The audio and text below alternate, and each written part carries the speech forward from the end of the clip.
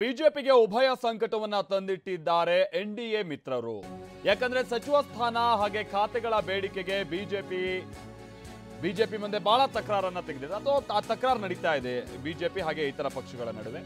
ಮೋದಿ ಪಡೆ ಮುಂದಿಟ್ಟಂತ ಸಂಧಾನ ಸೂತ್ರ ಯಾವ್ದಾಗಾದ್ರೆ ಬಿಜೆಪಿ ಫಾರ್ಮುಲಾವನ್ನ ನಾಯ್ಡು ಹಾಗೆ ನಿತೀಶ್ ಅವರು ಒಪ್ತಾರಾ? ರೈಲ್ವೆ, ಸಾರಿಗೆ, ಮೂಲಸೌಕರ್ಯ, ಕೃಷಿ ಮೇಲೂ ಕೂಡ ಬಿಜೆಪಿ ಕಣ್ಣಿಟ್ಟಿದೆ. ಟಿಡಿಪಿಗೆ ಡೆಪ್ಯೂಟಿ ಸ್ಪೀಕರ್ ಕೊಡ್ತೀವಿ, ಸ್ಪೀಕರ್ ಕೊಡಕ್ಕಾಗಲ್ಲ ಅನ್ನುವಂಥದ್ದು ಆಪ್ಷನ್ ಅನ್ನ ಇಡ್ತಿದಾರಂತೆ. ನಾಗರಿಕ ವಿಮಾನಯಾನ ಖಾತೆ, ಉಕ್ಕು ಖಾತೆ ಕೊಡ್ತೀವಿ ಅನ್ನುವಂಥದ್ದನ್ನು ಕೂಡ ಭರವಸೆ ಕೊಡ್ತಿದಾರಂತೆ. ಜೆಡಿಯುಗೆ ಗ್ರಾಮೀಣಾಭಿವೃದ್ಧಿ, ಪಂಚಾಯತ್ ರಾಜ್ ಅನ್ನ ಕೊಡ್ತೀವಿ ಅನ್ನುವಂಥದ್ದನ್ನ ಹೇಳ್ತಾ ಇದ್ದಾರೆ ಅನ್ನುವಂಥದ್ದು ಗೊತ್ತಾಗ್ತಾ ಇದೆ. ರಾಜ್ಯಕ್ಕೆ ಸಂಬಂಧಪಟ್ಟಾಗೇನು ಕೂಡ ಕೆಲ ಸಚಿವರುಗಳಿಗೆ ಮಂತ್ರಿ ಭಾಗ್ಯ ಸಿಗುತ್ತೆ, ಯಾರ್ಯಾರಿಗೆ ಅನ್ನುವಂಥದ್ದು ಪ್ರಶ್ನೆ ಆಗಿದೆ. ಅದನ್ನು ಕೂಡ ನಿಮ್ಮ ಮುಂದೆ ಇಡ್ತೀವಿ ನಾವು, ಯಾರ್ಯಾರಿಗೆ ಕೊಡ್ಬೋದಾ ಅಂತ ಚಾನ್ಸಸ್ ಇದೆ ಅಂತೇಳಿ. ಮೊದಲಿಗೆ ಹರೀಶ್ ನಮ್ಮ ಜೊತೆಗೆ ದೆಹಲಿಯಿಂದ ನೇರ ಸಂಪರ್ಕದಲ್ಲಿ ಜಾಯಿನ್ ಆಗ್ತಾ ಇದ್ದಾರೆ, ಕಿರಣ್ ನಮ್ಮ ಜೊತೆಗೆ ಬೆಂಗಳೂರಿನಿಂದ ಜಾಯಿನ್ ಆಗ್ತಾ ಇದ್ದಾರೆ. ಹರೀಶ್, ಯಾವ ರೀತಿಯಾಗಿ ಈ ಚೌಕಾಸಿ ಕಾರ್ಯ ನಡೀತಾ ಇದೆ ಅಂತ ಹೇಳ್ಕೊಂಡು, ಯಾಕಂದ್ರೆ ಹಿಂದೆ ಎಲ್ಲ ಹೇಳ್ದಂಗೆ ಬಹಳ ದೊಡ್ಡ ಧ್ವನಿಯಲ್ಲಿ ಆಗದೇ ಇಲ್ಲ ಅನ್ನೋದನ್ನ ಹೇಳೋಕ್ ಆಗಲ್ಲ. ಸೊ ಆ ನಿಟ್ಟಿನಲ್ಲಿ ಕನ್ವಿನ್ಸೂ ಮಾಡಬೇಕು, ಅವ್ರನ್ನ ವಿಶ್ವಾಸಕ್ಕೂ ತೆಗೆದುಕೊಳ್ಬೇಕು, ಕೆಲ ಖಾತೆಗಳನ್ನ ಕೊಟ್ಟಂಗೂ ಇರಬೇಕು. ಅದು ಪ್ರಮುಖ ಖಾತೆಗಳೇ ಆಗಿರ್ಬೇಕಾಗುತ್ತೆ ಅವ್ರು ಇಟ್ಟಿರುವಂತ ಪಟ್ಟಿನ ಪ್ರಕಾರವಾಗಿ. ಇದು ಹೆಂಗ್ ನಡೀತಾ ಇದೆ ಹರೀಶ್?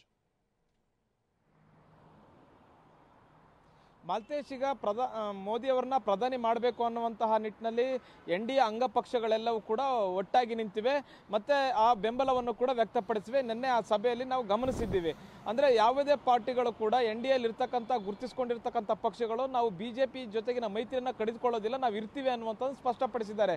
ಇದಾದ ಬಳಿಕ ಈಗ ಯಾರ್ಯಾರಿಗೆ ಎಷ್ಟೆಷ್ಟು ಖಾತೆ, ಯಾರ್ಯಾರಿಗೆ ಎಷ್ಟೆಷ್ಟು ಸಚಿವ ಸ್ಥಾನ ಕೊಡಬೇಕು ಅನ್ನುವಂತಹ ನಿಟ್ಟಿನಲ್ಲಿ ಸೀಟ್ ಶೇರಿಂಗ್ ಬಗ್ಗೆ ಈಗ ಚರ್ಚೆಗಳು ನಡೀತಾ ಇರುವಂತಹದ್ದು. ಮುಖ್ಯವಾಗಿ ಈಗ ಟಿಡಿಪಿ ಹಾಗೂ ಜೆಡಿಯು ಎರಡು ಪಕ್ಷಗಳು ಅತ್ಯಂತ ಹೆಚ್ಚಿನ ಸೀಟ್ ಬೇಕು ಅನ್ನುವಂಥ ನಿಟ್ಟಿನಲ್ಲಿ ಕೇಳ್ತಾ ಇದ್ದಾವೆ. ಮುಖ್ಯವಾಗಿ ಇಲ್ಲಿ ಹೆಚ್ಚು ಸಚಿವ ಸ್ಥಾನ ಕೇಳ್ತಾ ಇರುವಂಥದ್ರಲ್ಲಿ ಟಿಡಿಪಿ 4 ಸಚಿವ ಸ್ಥಾನಗಳು ಬೇಕು, ಅದು ಪ್ರಬಲ ಖಾತೆಗಳೇ ಬೇಕು ಅನ್ನುವಂಥ ನಿಟ್ಟಿನಲ್ಲಿ ಕೇಳ್ತಿದ್ದಾರೆ. ಜೆಡಿಯು ಕೂಡ 4 ಸಚಿವ ಸ್ಥಾನ ಬೇಕು, ಪ್ರಬಲ ಖಾತೆಗಳೇ ಬೇಕು ಅನ್ನುವಂಥ ನಿಟ್ಟಿನಲ್ಲಿ ಕೇಳ್ತಾ ಇದ್ದಾರೆ. ಆದರೆ ಬಿಜೆಪಿ ಒಂದು ಸೂತ್ರವನ್ನ ಹೆಣೆದಿರುವಂತಹದ್ದು, 5 ಸಂಸದರಿರ್ತಕ್ಕಂಥ ಪಕ್ಷಕ್ಕೆ 1 ಸಚಿವ ಸ್ಥಾನ ಅನ್ನುವಂಥ ನಿಟ್ಟಿನಲ್ಲಿ. ಆದರೆ ಟಿಡಿಪಿಗೆ 3 ಸಿಗುತ್ತೆ, ಜೆಡಿಯುಗೆ 2 ಸಿಗುತ್ತೆ. ಹೀಗಾಗಿ 2 ಪ್ರಮುಖ ಖಾತೆಗಳನ್ನ ಕೊಡ್ತೀವಿ, 2 ಸಚಿವ ಸ್ಥಾನಗಳನ್ನ ಕೊಡ್ತೀವಿ ಅನ್ನುವಂಥ ನಿಟ್ಟಿನಲ್ಲಿ ಒಂದು ಸೂತ್ರವನ್ನು ಹೆಣೆದಿದ್ದಾರೆ. ಇದಕ್ಕೆ ಟಿಡಿಪಿ ಹಾಗೂ ಜೆಡಿಯು ನಾಯಕರು ಒಪ್ತಾರಾ ಇಲ್ವಾ ಅನ್ನುವಂಥದ್ದನ್ನ ಕಾದು ನೋಡಬೇಕಾಗಿದೆ. ಮಲ್ತೇಶ್, ಹರೀಶ್ ಮಾತನಾಡ್ತೀನಿ ನಾನು ನಿಮ್ಮ ಜೊತೆಗೆ.